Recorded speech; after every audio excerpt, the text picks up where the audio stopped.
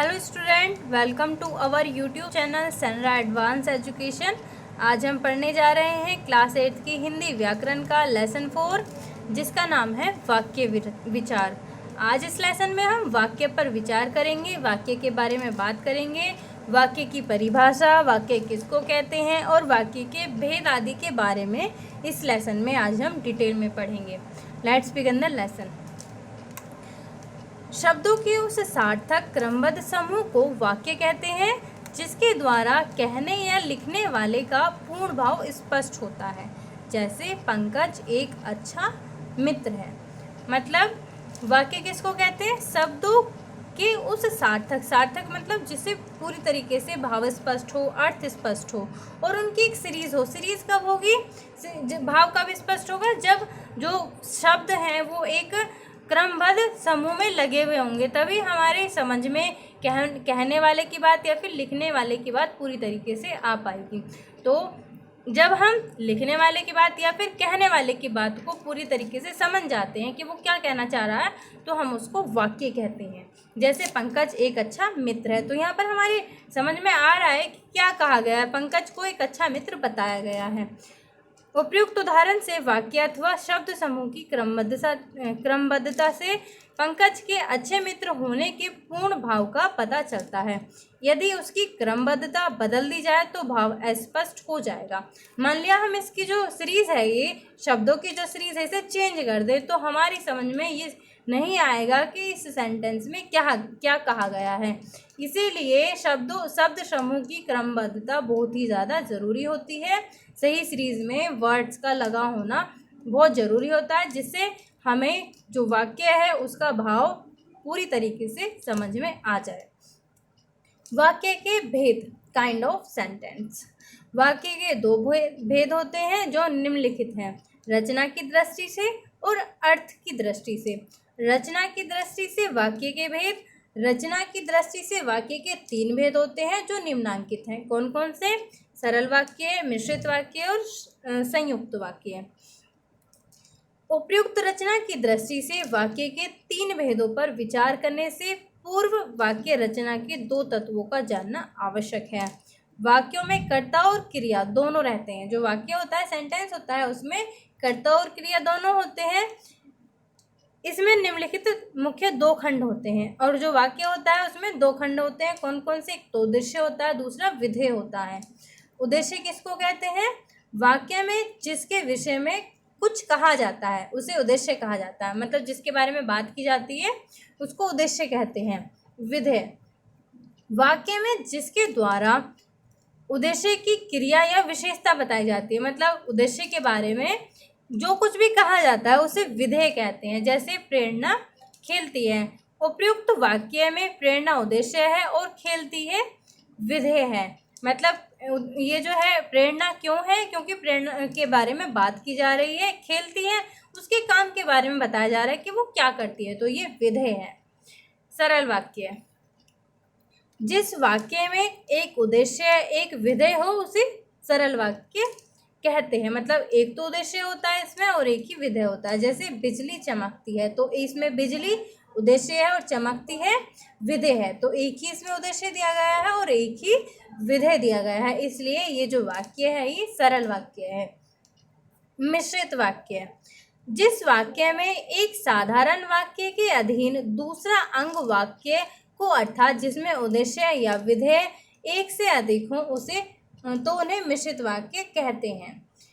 मतलब जिस वाक्य में एक साधारण वाक्य के अधीन मतलब आश्रित होता है दूसरा वाक्य, उसमें एक वाक्य पर, एक साधारण वाक्य पर दूसरा वाक्य आश्रित होता है, तो इस तरीके के जो सेंटेंस होते हैं उनको मिश्रित वाक्य कहा जाता है। जैसे राहुल और नितिन खाना खा रहे हैं, तो ये जो वाक्य है ये एक मिश्रित वाक्य है।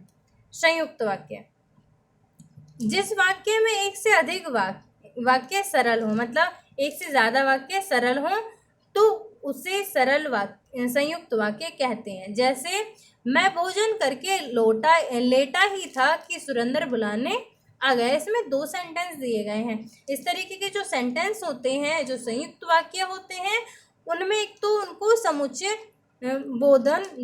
बोधक अवयव होते हैं उनसे जोड़ दिया जाता है, जैसे की से इसको जोड़ दिया गया है और इसमें एक से ज़्यादा वाक्य होते हैं।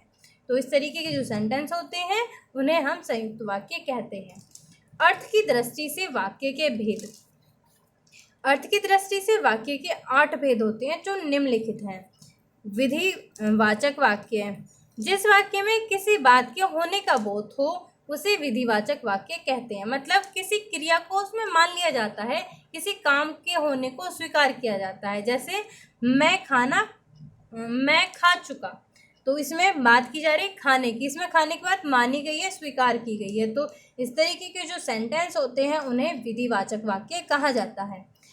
निषेधवाचक वाक्य, जिस वाक्य में किसी बात के ना होने का बोध हो, मतलब किसी क्रिया के ना होने का बोध हो, तो उस सेंटेंस को, उन वाक्यों को हम निषेधवाचक वाक्य कहते हैं। जैसे मैंने खाना नहीं खाया, तो इसमें क्रिया के ना होने की बात कही गई है। तो इस तरीके के जो सेंटेंस होते हैं, वाक्य होते हैं, उनको निषेधवाचक वाक्य कहा जाता है।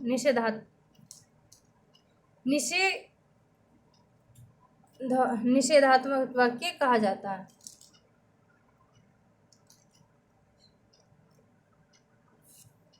नेक्स्ट है आज्ञावाचक वाक्य, जिन वाक्यों में किसी आज्ञा का बोध हो, मतलब कोई आज्ञा दी जा रही है, किसी काम को करने का ऑर्डर दिया जा रहा है, तो उस वाक्य को आज्ञावाचक वाक्य कहते हैं। जैसे तुम खाना खा लो, यहाँ पर आज्ञा दी जा रही है खाना खाने के लिए, किसी से कहा जा रहा है कि तुम खाना खा लो, आज्ञा दी जा रही है, तो ये जो सेंटेंस है ये आज्ञावाचक वाक्य है। या तुम यहाँ बैठो, इसमें भी आज्ञा दी जा रही है। तो इस तरीके के जो सेंटेंस होते हैं वो आज्ञावाचक वाक्य होते हैं। प्रश्नवाचक वाक्य, जिस वाक्य से किसी प्रश्न का बोध हो, मतलब जिस वाक्य में कोई क्वेश्चन पूछा जाता है, प्रश्न पूछा जाता है, उस वाक्य को हम प्रश्नवाचक वाक्य कहते हैं। जैसे क्या तुम सो रहे हो, तो यहाँ पर क्वेश्चन पूछा जा रहा है कि क्या तुम सो रहे हो। तो इस तरीके के जो सेंटेंस होते हैं उनको हम प्रश्नवाचक वाक्य कहते हैं। विस्मयवाचक वाक्य, जिस वाक्य से विस्मय, शोक, हर्ष आदि भावों का बोध हो, तो उसे विस्मयवाचक वाक्य कहते हैं। जैसे ओह यह तुम्हारे साथ क्या हो गया, मतलब इसमें शोक, हर्ष या फिर विस्मय आदि का भाव होता है। तो इस तरीके के जो सेंटेंस होते हैं उनको हम विस्मयवाचक वाक्य कहते हैं। संदेहवाचक वाक्य, जिस वाक्य से संदेह का बोध हो, मतलब किसी क्रिया का अनिश्चित होना, मतलब वहाँ पर काम का होना निश्चित नहीं होता है, अनिश्चित होता है, तो हम वहाँ पर उस वाक्य को संदेहवाचक वाक्य कहते हैं। जैसे उसने खाना खा लिया होगा, तो यहाँ पर संदेह व्यक्त किया जा रहा है, बात जो है वो पूरी तरीके से क्लियर नहीं है, तो यहाँ पर संदेहवाचक वाक्य होगा। इच्छावाचक वाक्य, जिस वाक्य से इच्छा या कामना का बोध हो, मतलब कोई इच्छा प्रकट की जा रही हो, कोई कामना प्रकट की जा रही हो, तो उसको हम इच्छावाचक वाक्य कहते हैं। जैसे मेरी हार्दिक इच्छा है तुम सफल हो, तो यहाँ पर इच्छा जताई जा रही है कि तुम सफल हो, तो यहाँ पर ये इच्छावाचक वाक्य है।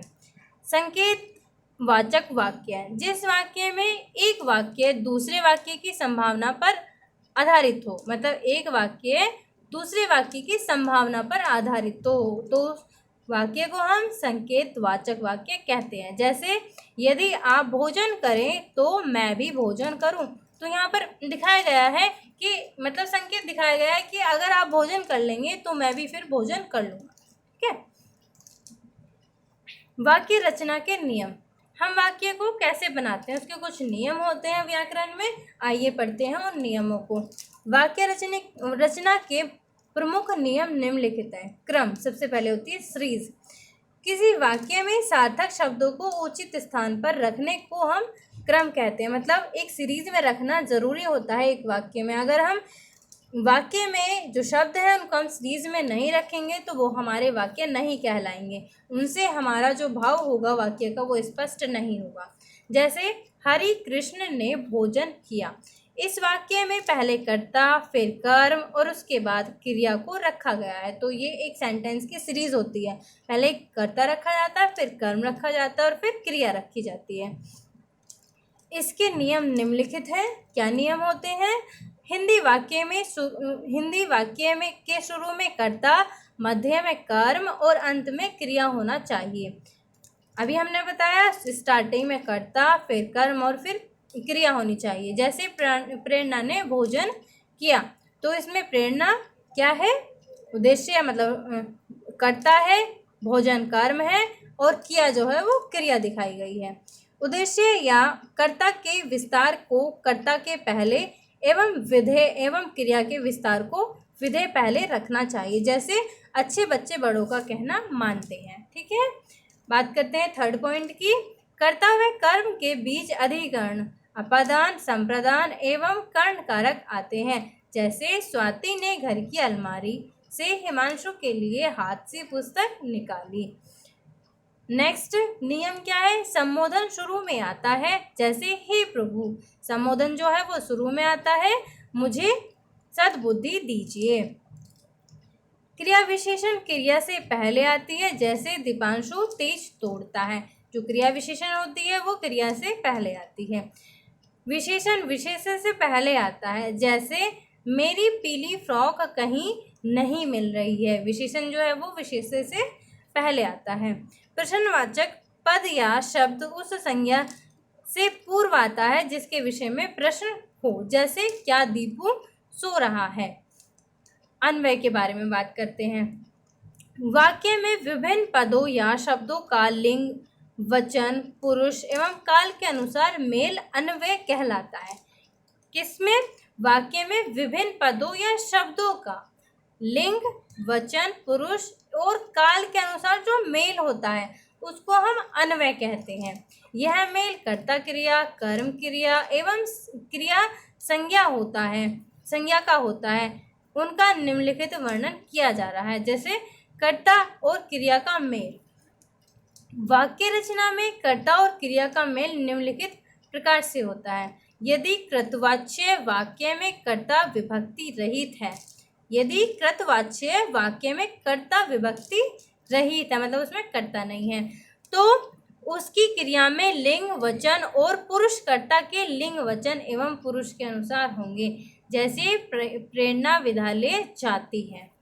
यदि वाक्य में एक ही लिंग, वचन और पुरुष के अनेक विभक्ति रहित कर्ता है और अंतिम कर्ता से पहले और संयोजक आया है, और संयोजक आया है और कंजक्शन आया है, तो उन कर्ताओं की क्रिया उसी लिंग की बहुवचन में होगी। जैसे पीयूष और नितिन जाते हैं। यदि वाक्य में दो विभिन्न लिंगों के कर्ता हों, तो दोनों द्वंद्व समास के अनुसार प्रयुक्त हों और दोनों में ही मतलब द्वंद्व समास हो, तो उनकी क्रिया पुल्लिंग वचन में होगी। जैसे राजा रानी आए। ठीक है, दोनों में द्वंद्व समास है, तो आए जो है वो पुल्लिंग में दिखाया जाएगा, मतलब बहुवचन में होगा, उनकी क्रिया पुल्लिंग बहुवचन में होगी। माता पिता खड़े होंगे, चाचा चाची बैठे हैं। यदि वाक्य में दो भिन्न भिन्न विभक्ति रहित एक वचन कर्ता हो और दोनों के बीच और संयोजक आए, तो उनकी क्रिया पुल्लिंग और बहुवचन में होगी। देखिए किस तरीके से। राधा और कृष्णा वन को गए। बाघ और बकरी एक घाट पर पानी पीते हैं। यदि वाक्य में दोनों वचनों तथा लिंगों के अनेक कर्ता हों, कर्ता अनेक हों, दोनों वचन तथा लिंगों के अनेक कर्ता हों, तो क्रिया बहुवचन में होगी और उनका लिंग अंतिम कर्ता के अनुसार होगा। तो जो क्रिया होगी वो तो बहुवचन के अनुसार होगी और जो लिंग होगा वो अंतिम कर्ता के अनुसार होगा। देखिए किस प्रकार से। एक बालक, दो व्यक्ति और तीन स्त्रियां जाती हैं। ठीक है, जाती हैं, तो बहुवचन दिया गया है इसमें, क्रिया तो बहुवचन के अनुसार है और जो लिंग है वो अंतिम जो कर्ता है उसके अनुसार दिया गया है। यदि वाक्य में अनेक कर्ताओं के बीच विभाजक, समुच्चय बोधक अवयव या अथवा वै रहे, तो क्रिया अंतिम कर्ता के लिंग और वचन के अनुसार होगी। लास्ट वाले जो कर्ता है उसके अनुसार होगी। किस तरीके से। शाम की 7 कुर्सियां व एक स्टाफ, एक टीवी बिक गया। ठीक है, कुर्सियां क्या है, स्त्रीलिंग है, लेकिन जो अंतिम जो क्रिया होगी वो लास्ट वाले की अकॉर्डिंग होगी। यदि उत्तम पुरुष, मध्यम पुरुष और अन्य पुरुष एक ही वाक्य में कर्ता बनकर आए, तो क्रिया उत्तम पुरुष के अनुसार होगी। जैसे वह और मैं सोऊंगा, तुम कृष्ण और मैं दिल्ली जाऊंगा। कर्म और क्रिया का मेल। वाक्य रचना में कर्म और क्रिया का मेल निम्नलिखित प्रकार है। यदि वाक्य में कर्ता ने विभक्ति से युक्त हो, मतलब उसमें ने आया हो, और वाक्य की को विभक्ति नहीं हो, तो उस क्रिया कर्म के लिंग, वचन और पुरुष के अनुसार होंगी। जैसे आशा रानी ने पुस्तक पढ़ी। यदि कर्ता और कर्म दोनों विभक्ति चिन्हों से युक्त हों, तो क्रिया सदैव एक वचन लिंग, एक वचन पुल्लिंग एवं अन्य पुरुष में होगी। जैसे मैंने अशोक को बुलाया, तुमने उसे देखा। यदि कर्ता को प्रत्यय से युक्त हो, मतलब कर्ता जो है वो को प्रत्यय से युक्त हो और कर्म के स्थान पर कोई क्रियार्थक संज्ञा आए, कर्ता के स्थान पर, कर्म के स्थान पर कोई क्रियार्थक संज्ञा आए, तो क्रिया सदैव एक वचन पुल्लिंग और अन्य पुरुष में होगी। जैसे तुम्हें पुस्तक पढ़नी नहीं आती। यदि एक ही लिंग, वचन, अनेक प्राणीवाचक विभक्ति रहित कर्म एक साथ आए, तो क्रिया उसी लिंग में वचन की होगी। जैसे हरीश ने बैल और घोड़ा मोल लिए। यदि एक ही लिंग, वचन के प्राणीवाचक एवं अप्राणीवाचक अप्रत्यय कर्म एक साथ एक वचन में आए, तो क्रिया भी एक वचन में होगी। क्रिया जो है वो भी एक वचन में होगी। मैंने एक गाय और एक भैंस खरीदी, तो यहाँ पर जो क्रिया है वो एक वचन में दी गई है। यदि एक वाक्य में भिन्न भिन्न लिंग के अनेक प्रत्यय कर्म आए और संयोजक से जुड़े हों, तो क्रिया अंतिम कर्म के लिंग और वचन में होगी। जैसे कर्ण ने दही और रोटी खिलाई। संज्ञा और सर्वनाम का मेल। वाक्य रचना में संज्ञा और सर्वनाम का मेल निम्नलिखित प्रकार होता है। वाक्य में लिंग, वचन और पुरुष के अनुसार सर्वनाम उस संज्ञा का अनुसरण करता है जिसके बदले में उसका प्रयोग होता है। जो सर्वनाम होता है वो उस संज्ञा का अनुसरण करता है, वैसे आता है जिसके बदले में उसका प्रयोग हो। जैसे लड़कियां ये ही हैं, लड़के वे ही हैं। यदि वाक्य में अनेक संज्ञाओं के स्थान पर एक ही सर्वनाम आए, वाक्य में अनेक संज्ञा के स्थान पर एक ही सर्वनाम आए, तो वह पुल्लिंग बहुवचन में होते हैं। जैसे रमेश और सुरेश दिल्ली गए, वे 2 दिन बाद लौटेंगे। तो इसमें क्या है, संज्ञा तो 2 दी गई है लेकिन सर्वनाम का इसमें एक ही यूज किया गया है। तो यहाँ पर जो क्रिया होगी तो वह पुल्लिंग बहुवचन में होंगे। जैसे बाद लौटेंगे, तो जो क्रिया यहाँ पर वो बहुवचन में है। तो ये था क्लास 8 का लेसन 4, जिसमें हमने आज वाक्य के बारे में बात की, वाक्य के भेद, वाक्य क्या होता है आदि के बारे में पढ़ा। वीडियो अच्छी लगी हो तो वीडियो को लाइक करना और चैनल को सब्सक्राइब करना ना भूलें। Thank you.